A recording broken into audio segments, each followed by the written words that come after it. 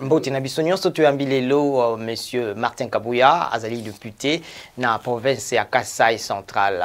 awana États-Unis. Mutuna liboso oye kosala nini? Merci beaucoup ndeko Isango na eko tambola na mboka Amérique pona komona bakonzi ya mboka oyo pona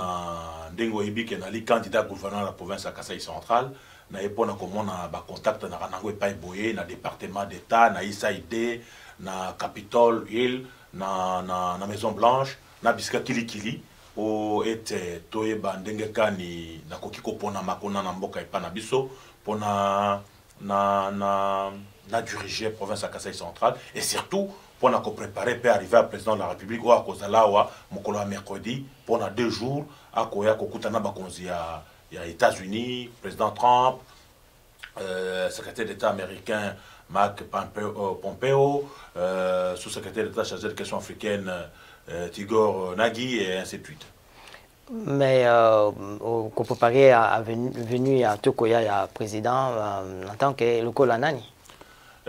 nali patriote président ali mokonzi na ngai nali na bantre bipa epa boye yangwana na yaki nandingisa na epo ete nazo pe ba contact bipa na bipa parce que comme oyebi ali sorti na ya liboso il faut ezala na réussite totale bien qu'ali visite d'état te mais ali visite officielle parce que ceux qui a la visite d'état d'être bimisi carrousel dengue président Mobutu atamboka na carrousel na avenue Pennsylvania en 1985 na époque ambassadeur Gus Carlebon dans qui en États-Unis mais lelo na ambassadeur François Balumwene na bande ko mususu toko sala poete séjour à mokonzi ko awa na États-Unis ezala kitoko mingi yango wana ba contacter ko so makili kili bipa na bipa bien que agenda ya président Trump est très chargé mais assurance na oti ko zo sika oyo et ezayete mokonzi na biso ya mboka tango kokoma epai boye akoyambama même na Maison Blanche bapona na mboka bapona ka awate mais oyi awatango likambo na kanyaka ingindi na mboka batelemisi kutu ko botiami na mosala ya ba sénateur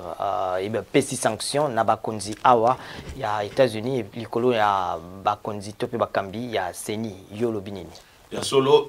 ba pesi ba sanction et pas bakambi ya seni mais yambo ya ko sanctionner moto il faut ko yoka yete tant to sala mosala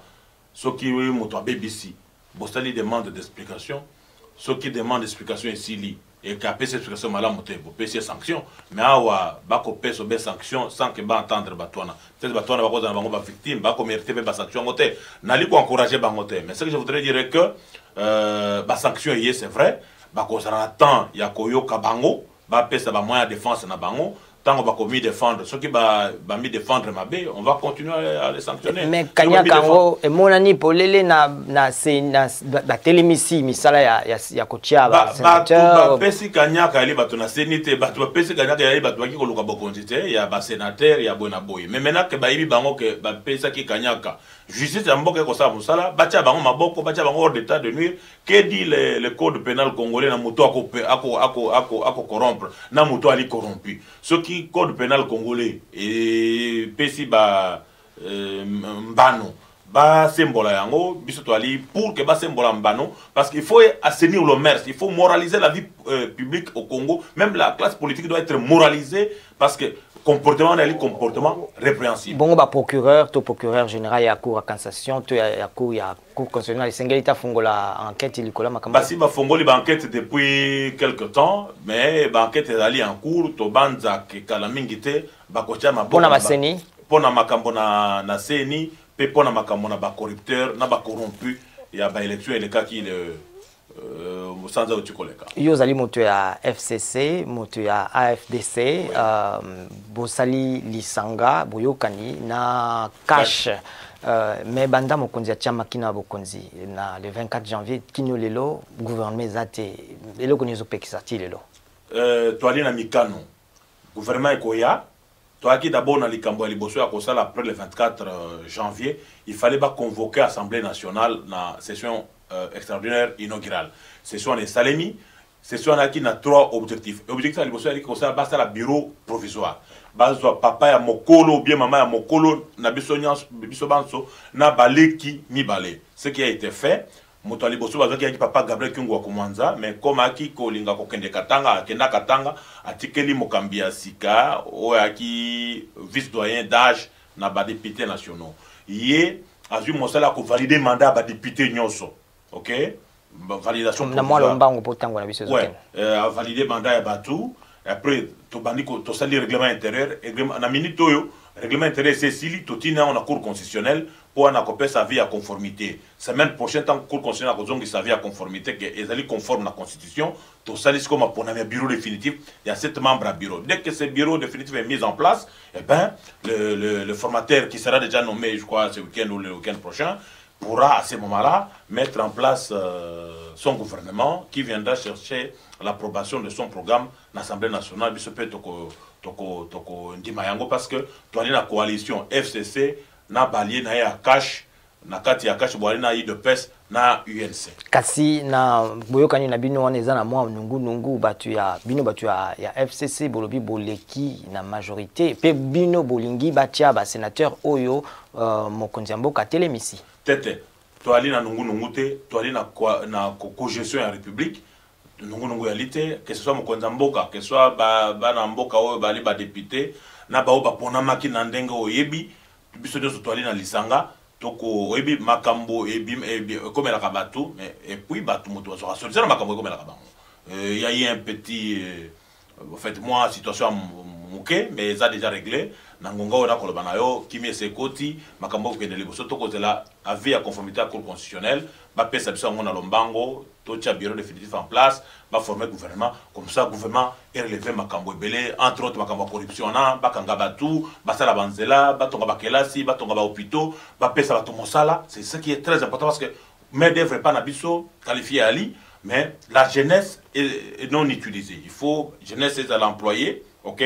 ba pesa mo mosala botangi kelasi aussi classe na wabi non ngai edi isango so na 6 classe na ngai journalisme na comme journaliste faut pas.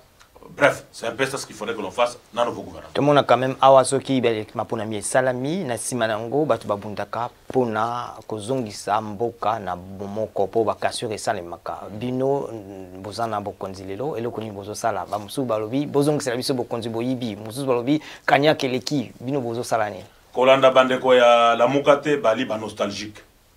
batu wana bali ba nostalgique kolanda bangote ezali kamba boyoka ninde na tuni kozongi sabomoko na lobi boye to alliance na kati la mukata na batu bele bana biso okomona papa Tshisekedi avec balle de chauve okomona batu bakena okata suki parce qu'il fallait bakota na balle wana na masano wana mais après mikolo suki botaki et puis on a compris que baki ba chauve te bakende ba chauve souris mais lelo oyo que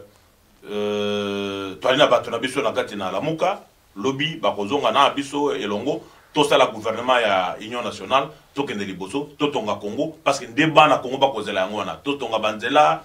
to tonga ba aéroport ba kelasi ba to misala ainsi de suite ba mama ba bota ya ofele ba kelasi salema primaire ba to batanga ya ofele comme to mara na boka msu yoza candidat ya na muninga na bosali tike moko po bokende na gouverneur makambo ezongi ndakuna ya kofunda batu na kanyaka yozo banga te bafunda yo po moto na kanyaka na kanyaka te na commander développement na renaissance surtout réellement Kasai